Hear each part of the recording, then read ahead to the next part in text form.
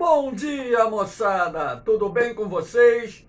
Aqui quem vos fala é o professor Eugênio Bastos, canal Geogênio, a serviço dos alunos que gostam de estudar e passar em concursos. Moçada, vamos fortalecer o canal, se inscrevam no canal, dê aquele like, compartilhe o vídeo e ajude o professor Eugênio Bastos a democratizar o ensino da geografia.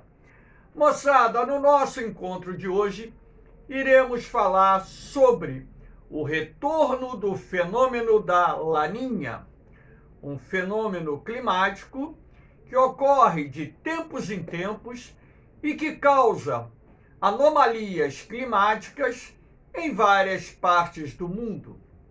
Dessa forma, o objetivo da nossa aula de hoje é apenas analisar o retorno do fenômeno da Laninha, o que provoca esse fenômeno e as consequências que esse fenômeno traz para o Brasil e também para outras regiões do mundo.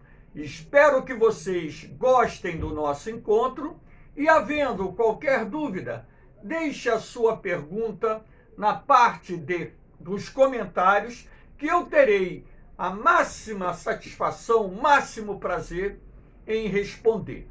Valeu, moçada! Vamos lá ao nosso encontro? Então, aqui nós temos uma imagem do Oceano Pacífico e de parte do continente americano. Essa tonalidade azulada representa águas frias. E quanto mais azul for a tonalidade, mais a temperatura caiu. Não quer dizer que a água esteja mais fria, mas sim essa tonalidade azul mais forte representa a queda da temperatura da água, ou seja, existe uma escala que vai determinar a queda dessa temperatura, ou seja, sendo possível analisar o quanto a temperatura das águas do Pacífico Oriental e parte do Pacífico Central caiu nas imediações da linha do Equador. Que fique bem claro que essa tonalidade azul representa a redução da temperatura e da tonalidade amarela para a tonalidade mais avermelhada representa o quanto a temperatura da água do mar está acima da sua temperatura normal, ok? Então, aqui nós temos essa imagem que nos permite observar que houve uma redução da temperatura das águas do Oceano Pacífico, não só na costa ou parte do litoral da América do Sul, o litoral pacífico da América do Sul, assim como principalmente no entorno da linha do Equador. Então, o que seria esse fenômeno da Laninha? A Laninha é um fenômeno que resulta do resfriamento anormal das águas do Oceano Pacífico nas imediações da linha do Equador, na sua porção oriental e também na sua porção ocidental. Então você vai me perguntar, professor, o que determinaria essa queda da temperatura das águas do Oceano Pacífico nas imediações da linha do Equador? É isso que nós vamos tentar explicar de uma forma bem clara e objetiva para vocês. Aqui nós temos uma outra imagem, essa imagem ela tem uma visualização mais aguçada, mais profunda, onde vocês podem observar através da escala. Aqui nós temos a escala, então repare, quanto mais escura for a tonalidade do azul, mais a temperatura da água do mar diminuiu. Aqui, ó, 0,5, 1,5 grau, 2,5 graus, 3,5 graus. Então existem áreas aqui no entorno da linha do Equador, onde a temperatura das águas do Oceano Pacífico caiu de 2,5 graus a 3,5 graus. Então, uma queda bastante acentuada. Mas, professor, o que determinaria essa queda acentuada da temperatura do Oceano Pacífico Oriental e do Oceano Pacífico Central? Ora, a Laninha é determinada pelo regime dos ventos. Então, o fenômeno da Laninha ocorrerá quando a pressão atmosférica sobre o Oceano Atlântico aumentar e a pressão atmosférica aqui no Pacífico Ocidental, nas imediações da Austrália e da Ásia, diminuir. Ora, se o vento ele sopra sempre de uma área de maior pressão atmosférica para uma área de menor pressão atmosférica, na medida em que a pressão atmosférica no Atlântico aumenta e no Pacífico diminui, nós teremos uma intensificação dos ventos que sopram de leste para oeste, as chamadas ondas de leste. Aqui nas imediações da linha do Equador, nós temos ventos a baixa altitude que sopram de leste para oeste. Então, a intensificação desses ventos começará a empurrar as águas mornas do Oceano Pacífico em direção ao continente asiático e também em direção à Oceania. Na medida em que essas águas mornas vão sendo empurradas em direção à Ásia e à Oceania, o que acontece? As águas frias da corrente de Humboldt, que aqui se encontra assinalada pela seta verde, emergem e chegam na superfície e se espalham aqui nas imediações da linha do Equador, tanto no Oceano Pacífico Oriental como no Oceano Pacífico Ocidental. É isso que vai determinar esse resfriamento anormal das águas do Oceano Pacífico na região citada. E nós temos também a intensificação dos ventos alísios de sudeste, em épocas em que o fenômeno da Laninha se manifesta. Lembrando que os ventos alísios são aqueles que sopram das imediações dos trópicos em direção à linha do Equador. Ora, se os ventos alísios ficam mais fortes, eles também ajudarão a deslocar essas águas mornas, permitindo que as águas frias da corrente de Humboldt ocupem essa faixa que até então estava coberta por águas quentes. É isso que vai determinar o resfriamento e que vai causar uma perturbação, uma sazonalidade climática em várias partes do mundo, porque a Laninha não causa consequências única e exclusivamente no Brasil. O fenômeno também irá causar consequências em outras partes do mundo. Então aqui nós temos uma outra imagem, daqui é da Apolo 11, onde nós podemos observar a temperatura da água do mar.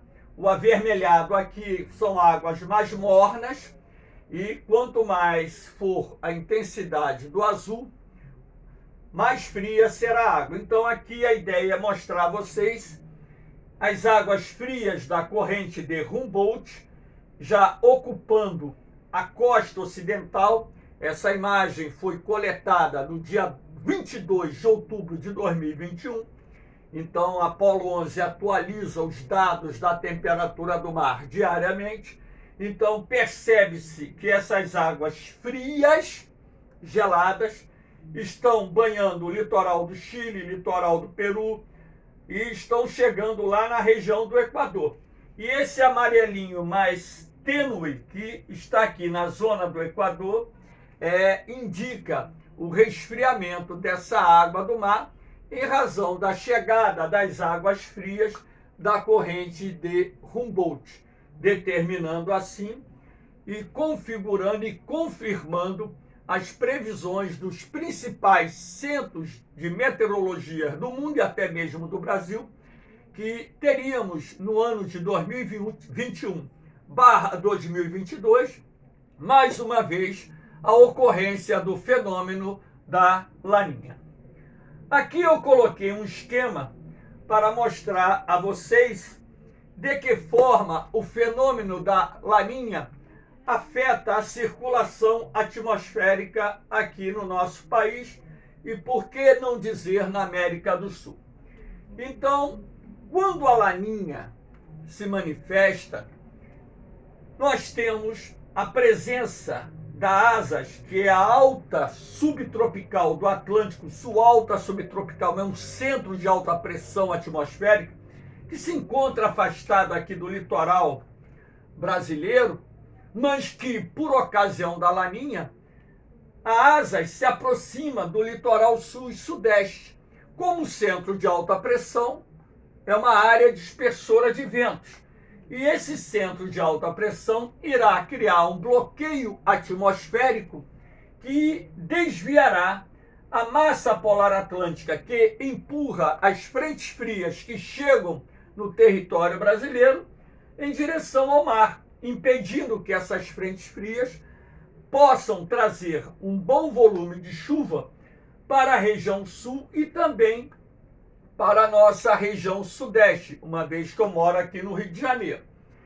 Então, aqui nós temos também as ondas de leste, que são aqueles ventos que atravessam o Oceano Atlântico procedente do continente africano e que trazem umidade para o litoral oriental do Nordeste. Com a intensificação desses ventos, essa umidade consegue chegar no interior do Nordeste, causando chuvas. Então, quando a Laninha se manifesta, nós temos um período chuvoso que o nordestino chama de inverno, mas que o inverno nordestino não tem nada a ver com a estação astronômica, porque o inverno no sertão ele começa em dezembro e vai até por volta de abril. É o período do verão-outono, que eles chamam de inverno porque é a época das chuvas. Então, quando a Laninha se manifesta, nós temos a intensificação das ondas de leste, que conseguem levar umidade até o interior do Nordeste, dessa forma, causando chuvas acima da média. Assim como em épocas de Laninha, a intensidade dos ventos da massa equatorial atlântica aumenta. Então, com o aumento da intensidade desses ventos, a massa equatorial atlântica média consegue trazer para a parte setentrional do Nordeste e para a parte oriental da Amazônia um volume maior de umidade, o que vai influenciar também no quantitativo de chuvas, sendo assim um outro fator que contribui para o aumento do índice pluviométrico, não só no interior do Nordeste, como na Amazônia Oriental. Aqui nós temos a MEC, a massa equatorial continental. Em razão da alta subtropical do Atlântico Sul, a ASAS, durante os meses de verão, a MEC não consegue se projetar até o sul do Brasil. Basta lembrar que os rios voadores que trazem umidade da Amazônia nos meses mais quentes e que são, em parte, responsáveis pelas chuvas que ocorrem no verão no centro-sul do Brasil e parte do Nordeste, esses rios voadores, eles acabam se enfraquecendo, ou seja, não conseguindo avançar em função do bloqueio criado pela alta subtropical do Atlântico Sul. Esses ventos que estão entrando no continente impedem a projeção dos ventos quentes e úmidos da massa equatorial continental, o que contribui também para que o sul do Brasil fique seco nos meses de verão. O verão no sul do Brasil, em épocas de Laninha, é quente com pouca chuva. E também nós temos aqui a MTC, a massa tropical continental, que é uma massa de ar que, por natureza, exerce pouca influência no território brasileiro, mas que também é responsável por parte das chuvas que ocorrem no Centro-Sul nos meses de verão, até mesmo porque aqui na região se forma a Baixa do Chaco, que é um sistema de baixa pressão responsável pela formação de nuvens de chuva. Só que em épocas de laninha, a Baixa do Chaco perde a sua frequência, ou seja, não se forma frequentemente, sendo assim também contribuindo para a redução do índice de chuvas na região onde atua, que no caso aqui do Brasil é parte da nossa região sul, ou seja, estados do sul, sudeste e também o Mato Grosso do Sul. Então, através desse esquema de circulação atmosférica, nós podemos entender um pouco melhor a influência da laninha e as consequências desse fenômeno no território brasileiro.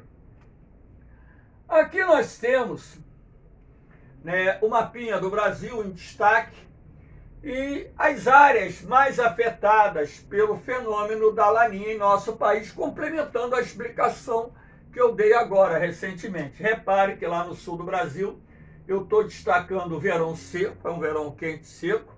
Isso é ruim porque causa sérios prejuízos ao agronegócio, prejuízos de bilhões de reais aos produtores rurais, afeta o abastecimento das cidades, afeta os reservatórios das usinas hidrelétricas, comprometendo a geração de energia, causa prejuízos na arrecadação de impostos, enfim.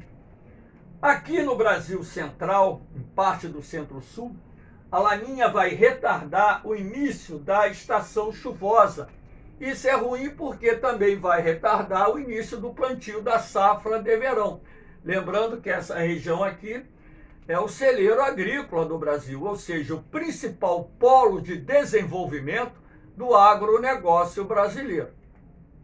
Se a laninha é ruim para o sul do Brasil e também afeta a produção agrícola no Brasil Central, do outro lado, lá para o Nordeste, a laninha é boa, porque ela vai gerar chuvas acima da média, aquilo que eu disse.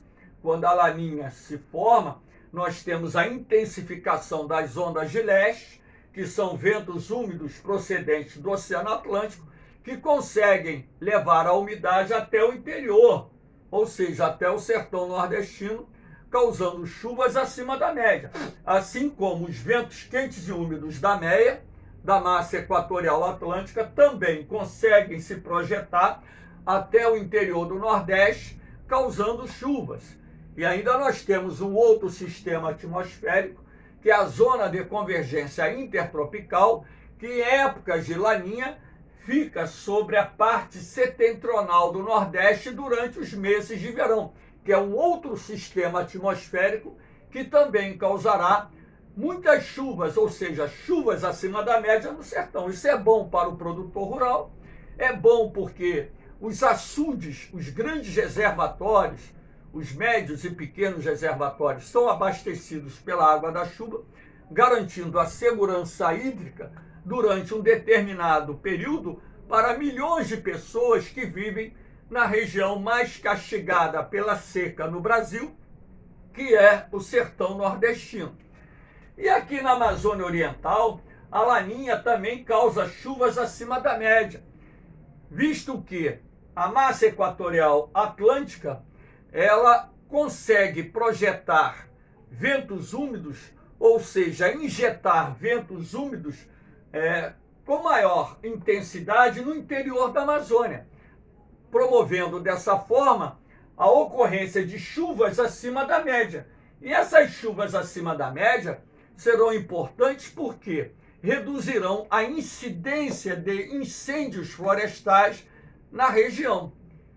Podem causar transtornos? Claro. Podem causar inundações, transbordamento de rios. As cheias no rio Amazonas normalmente ficam acima dos padrões médios, enfim. Então, essas consequências do fenômeno da Laninha que nós estamos vendo, é bom que vocês tenham em mente que não existe um padrão 100% correto. Isso não quer dizer que toda vez que o fenômeno da Laninha se manifeste, nós teremos esse padrão definido. Não é assim.